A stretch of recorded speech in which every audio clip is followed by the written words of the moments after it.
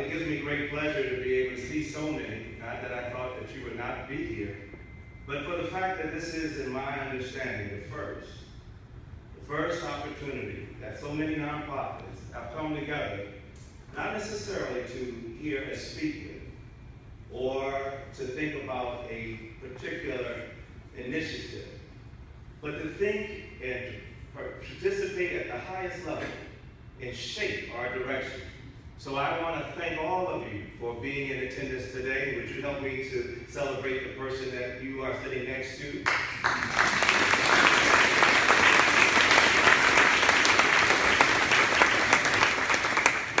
So we can soften it just a little bit. Why don't you look to the left or right and say, I'm so glad I sat next to you.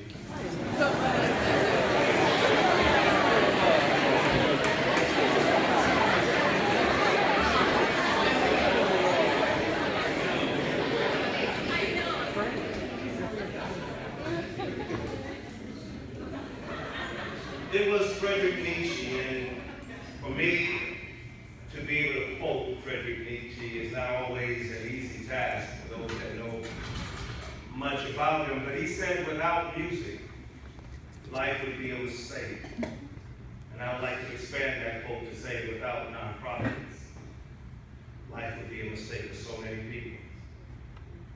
You see, I know what you are facing each and every day. For the last 20 years of my adult life, I have spent in nonprofit executive leadership. And as far west as Sacramento, and far east as Boston, as far south as West Palm Beach. Sometimes in the winter, I kind of represent. As far central as Mississippi and Omaha, Nebraska, and now back home. And everywhere I go, it's the same challenges for nonprofits.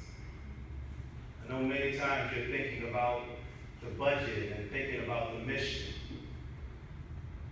You that are CEOs or presidents and executive leaders of nonprofits, you also have to think about your relationship with your board and how you help keep volunteers attached.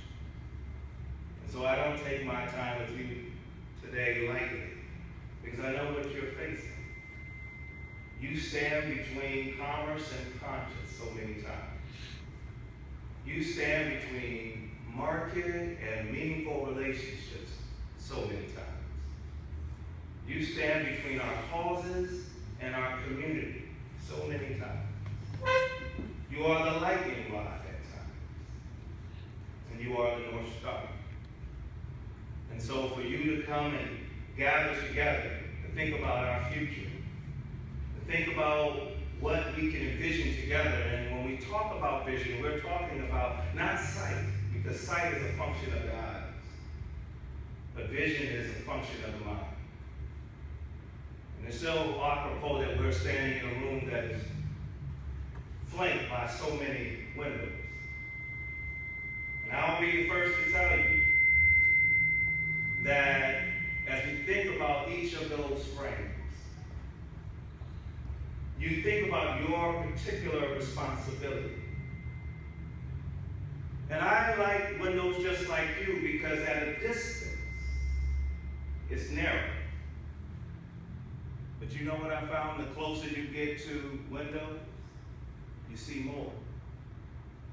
And at a distance, you can see your place easy. But as you get closer, your peripheral vision expands.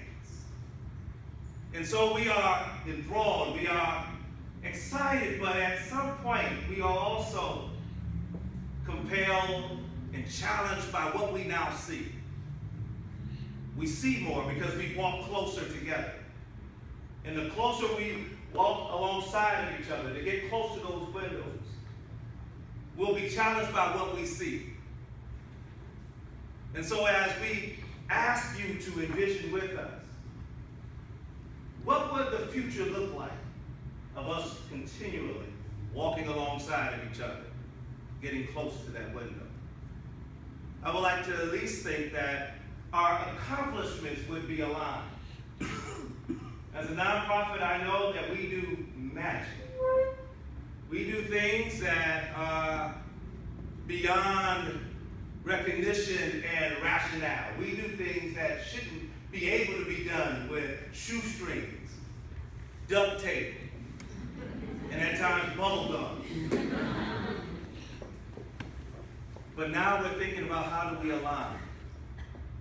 And how do we do that? That means our conversation must be crowbarred into all of our meetings about Q2030. Because I, like you, when we return back to our individual spaces, we'll walk right into an environment that says not that this isn't important, it just means so many other things are prominent and in our face every day. Before we look up, it'll be 6 months and we really haven't had that conversation with our board, with our staff, or even with ourselves. So our sincere hope is that you would not treat it as a footnote, but make it a header. Because the wonder that comes out of alignment means that you don't have to detour the direction you're already going in. It just means that we start thinking about how does this align naturally. Not mission drift, not to chase something that isn't already there, for you're already doing great work in arts and culture.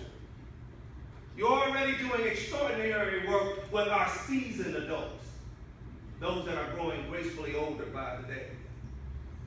You're already doing great work with education and young people and all of the challenges that people face. You know, what I love about being aligned, it tells us all that we in this room are in the people business. That's what we come together to do each and every day. We're in the people business. Never to be confused that we are in other people's business, but we are in the people business. And so we think about it. We take it home with us. And they said, well, you got to leave work at work. No, it goes home with us. Because you care. Because you're concerned. That issue didn't get resolved at 6 p.m. It stays with you. And after dinner, you rehearse it and review it. And it meets you first thing in the morning. Because you care. So we think about alignment. The next thing I think that we also should envision the future being is that it should be able to know the difference between failing and falling. You know, a few years ago, I was a participant in one of these retreats. You know, some wonderful imaginary mind of a person gets together and say, well, why don't we go and take all the senior staff to a ropes course so we can build trust and know each other better. And one of these particular courses had one of these ropes going about at a diagonal in the air. And the person's responsibility was to start climbing on that rope. And some, of course, hand over hand, and some underneath the rope, and they began to climb up. While the individual was climbing, those of us that were on the ground, our responsibility was to hold a net. That's all. And we had to watch the person climb. We couldn't be indulged in Facebook or Instagram communications. We had to hold the net, watch the person, and then respond. If it happened to be that person's life that was climbing, their responsibility was to simply yell out, fall. Our responsibility was to take that net and stretch it.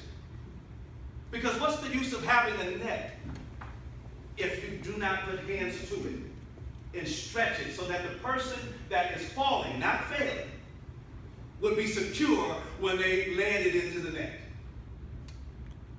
And you know, when that person that was climbing yelled out falling, none of us stood back and pointed fingers and said, look at him, I failed. Our responsibility, and we took great joy that we caught a person before they hurt themselves. What would the Quad Cities look like? That if we knew the difference between failing and falling,